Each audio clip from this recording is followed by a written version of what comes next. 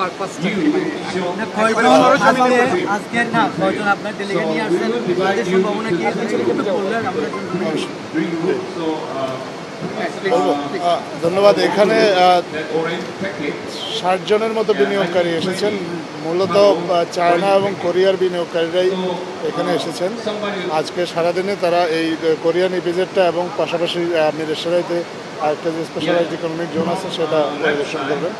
এখানে ওনাদেরকে ব্রিফ করা হবে বাংলাদেশের যে বিনিয়োগের যে পরিবেশটা, বিনিয়োগের যে সুযোগ সুবিধাগুলো আছে এইসব বিষয়ে আপনার ওনাদেরকে একটা প্রেজেন্টেশন দেওয়া হবে। পাশাপাশি আপনার ওনারা সরজমিনের ফ্যাক্টরিগুলো পরিবেশন করবেন এবং দেখবেন যে আসলে বাংলাদেশে বিনিয়োগ করলে ওনারা কীভাবে উপকৃত হতে পারেন, ওনাদের বিনিয়োগটাকে কীভাবে বাংলাদেশ কাজে লাগানোর চিন্তাভাবনা করছে সেই বিষয়ে ওনাদেরকে একটা সম্যক ধারণা দেওয়া হবে। একটা লং টার্মের পরিকল্পনা কালকে যে বিনিয়োগ পাওয়া যাবে না অবশ্যই আমরা তো মনে করি যে বাংলাদেশ একটা অফুরন্ত সম্ভাবনার দেশ এবং বাংলাদেশে এই সম্ভাবনাকে কাজে লাগানোর জন্য আমরা বিভিন্ন দেশের বিনিয়োগকারীদেরকে বর্তমান অন্তর্বর্তীকালীন সরকার থেকে উৎসাহিত করছে এবং বিনিয়োগের যে সুযোগ সুবিধাগুলো আছে সেগুলো সম্পর্কেও তাদেরকে একটা হাতে কলমে ধারণা দেওয়ার চেষ্টা করা হচ্ছে।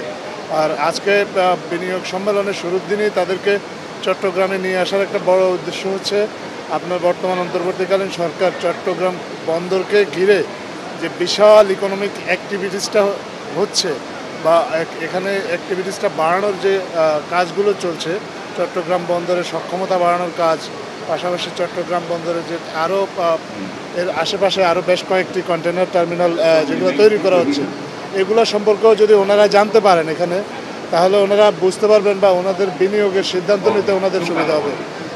এইসব ক্ষেত্রে আপনার যেটা হয় যে একেবারে এসে সরাসরি কেউ বিনিয়োগের সিদ্ধান্ত ওনারা হয়তো দেবেন না, এখান থেকে তারা আবার ঢাকায় ফিরে যাবেন।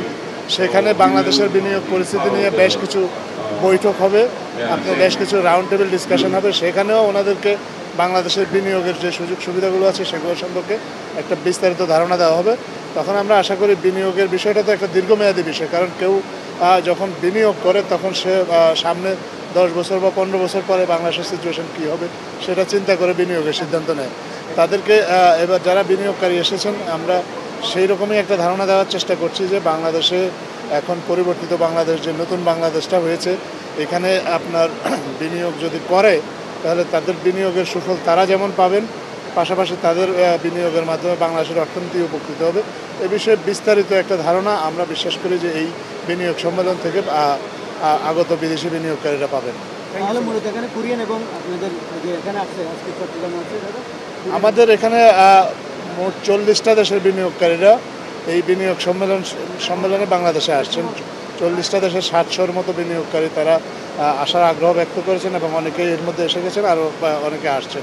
পাশাপাশি আমাদের যে লোকাল ইনভেস্টররা আছে তাদেরকেও কিন্তু বিনিয়োগ সম্মেলনে নানাভাবে সম্পৃক্ত করা হয়েছে, কারণ আমাদের মনে করি যে আমাদের যে ডোমেস্টিক ফ্লোটা বিনিয়োগের সেটাও বাড়ানো প্রয়োজন এবং সেটা বাড়ানোর একটা সুযোগ আছে।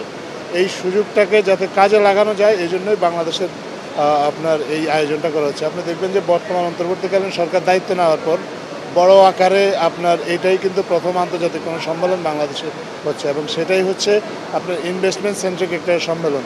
তো এইটা থেকেও একটা জিনিস বোঝা যায় যে সরকারের যে ফোকাসটা বা সরকারের যে গোলটা আমরা অন্যতম গোল হচ্ছে আসলে বাংলাদেশে বৈদেশিক বিনিয়োগ বাড়ানো, বিদেশি বিনিয়োগ বাড়ানোর মাধ্যমে বাংলাদেশের কর্মসংস্থান সৃষ্টি করা এবং বাংলাদেশের ইকোনমিক অ্যাক্টিভিটিসটাকে আরও বেগবান করা। এবং আপনারা এখানে যারা চট্টগ্রামে আছেন আপনাদের এটা ভালো লাগবে হয়তো জেনে যে সরকারের যে এই বিনিয়োগ বৃদ্ধির যে পরিকল্পনা তার একটা বড় অংশ জুড়ে রয়েছে চট্টগ্রাম।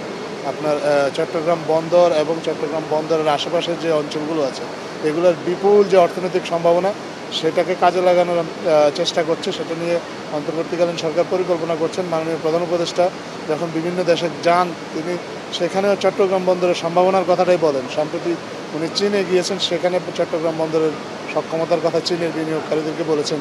উনি বিমস্টেক সম্মেলনে থাইল্যান্ড গিয়েছেন, থাইল্যান্ডে বিভিন্ন দেশের সরকার প্রধানের সাথে ওনার বৈঠক হয়েছে, সেখানেও উনি বাংলাদেশের ইকোনমিক যে পসিবিলিটিটা সেটা নিয়ে কথা বলেছেন। Thank you so much. Thank you.